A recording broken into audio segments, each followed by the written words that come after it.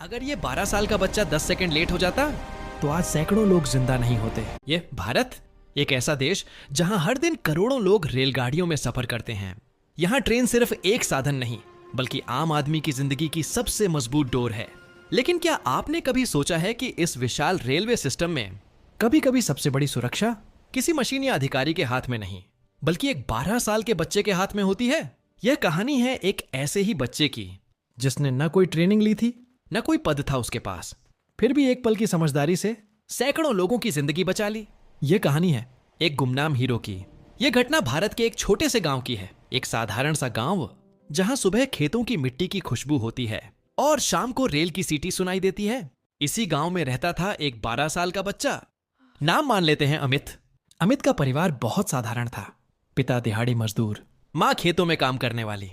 घर छोटा था लेकिन संस्कार बड़े थे। अमित रोज पैदल स्कूल जाता था। उसका रास्ता रेलवे लाइन के पास से होकर गुजरता था। अक्सर वह पटरियों के किनारे खड़ा होकर तेज रफ्तार से गुजरती ट्रेनों को देखा करता। उसे ट्रेनें पसंद थीं, लेकिन उससे भी ज्यादा उसे चीजों को ध्यान से देखना पसंद था। वो दिन भी बाकी दिनों जैसा ही था। स्कूल से लौटते समय हल्की धूप थी, पटरियों पर लाल मिट्टी बिखरी हुई थी और दूर कहीं से एक ट्रेन के आने की आवाज गूंज रही थी। अमित चल ही रहा था कि अचानक उसकी नजर रेलवे ट्रैक के एक हिस्से पर ठहर गई। कुछ ठीक नहीं लग रहा था। पटरी का एक हिस्सा थोड़ा सा टेढ़ा दिखाई दे रहा था, बहुत ज्यादा नहीं, इतना कि ज्यादातर लोग शायद ध्यान भी न दें। लेकिन अमित रोज इसी रास्ते से गुजरता था। वह जानता था आज कुछ अलग है। वह पास गया। उसने देखा कि पटरी के नीचे की मिट्टी धंसी हुई है, कुछ बोल्ट ढीले पड़े हैं, रेल की लाइन हल्की सी हिली हुई है। उसी पल अमित को स्कूल में पढ़ी हुई एक बात याद आ गई। अगर तेज रफ्तार ट्रेन खराब पटरी से गुजरती है तो वह पलट सकती है। अमित का दिल जोर जोर से धड़कने लगा। उसे पता था कि शाम के समय इसी ट्रैक से एक पैसेंजर ट्रेन गुजरने वाली है जिसमें सैकड़ों लोग होंगे, बच्चे, महिलाएं, बुजुर्ग, कामगार। अब उसके सामने दो रास्ते थे। या तो वह यह सोचकर आगे बढ़ जाए कि यह मेरा काम नहीं है, या फिर कुछ करे। वह डर गया था। आखिर वह सिर्फ 12 साल का बच्चा था। कौन उसकी बात सुनेगा अगर वह गलत निकला तो? लेकिन फिर उसने ट्रेन में बैठे उन अनजान चेहरों के बारे में सोचा और उसने तय कर लिया कि चुप रहना सबसे बड़ी गलती होगी। अमित दौड़कर पास काम कर रहे रेलवे मजदूरों के पास गया। हांफते हुए बोला, अंकल, पटरी ठीक नहीं है, ट्रेन पलट सकती है। लेकिन वहां मौजूद कुछ लोग उसे बच्चा समझकर नजरअंदाज कर गए।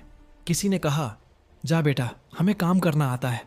किसी ने कहा, तू अपनी पढ़ाई पर ध्यान दे। अमित निराश हुआ लेकिन रुका नहीं। उसने दूर रेलवे सिग्नल की तरफ देखा।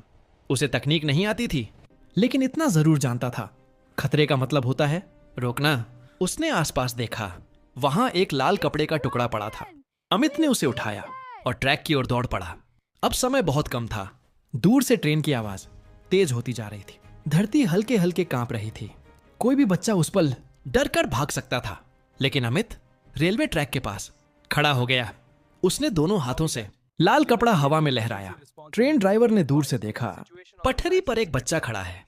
उसने एक सेकंड भी नहीं सोचा, तुरंत इमरजेंसी ब्रेक लगाए। तेज आवाज, पहियों से चिंगारियां और ट्रेन चीखती हुई रुक गई। यात्री घबरा गए। गार्ड और ड्राइवर नीचे उतरे। ड्राइवर गुस्से में बोला, क्या कर रहा है, मरना है क्या? अमित की आंखों में आंसू थे लेकिन आवाज में सच्चाई थी। उसने कहा, साहब, पटरी टूट गई है। जब अधिकारियों ने जाकर देखा तो उनके चेहरे का रंग उड़ गया। पटरी सच में खतरनाक हालत में थी। अगर ट्रेन थोड़ा सा भी आगे बढ़ जाती तो एक भयानक रेल हादसा हो सकता था। सैकड़ों जानें एक पल में खत्म हो सकती थीं। तुरंत रेलवे कंट्रोल रूम को सूचना दी गई। ट्रैक बंद किया गया। मरम्मत शुरू हुई। स्टेशन मास्टर ने अमित को बुलाया। उसकी पीठ थपथपाई और कहा, आज तुमने बहुत बड़ा काम किया है। अमित को रेलवे की तरफ से एक प्रशस्ति पत्र मिला। स्थानीय अखबार में एक छोटी सी खबर छपी। लेकिन कुछ दिनों बाद सब कुछ सामान्य हो गया। कोई बड़ा मंच नहीं, कोई टीवी इंटरव्यू नहीं, कोई सुर्खियां नहीं। आज अमित बड़ा हो चुका है। वह शायद एक आम इंसान की जिंदगी जी रहा है।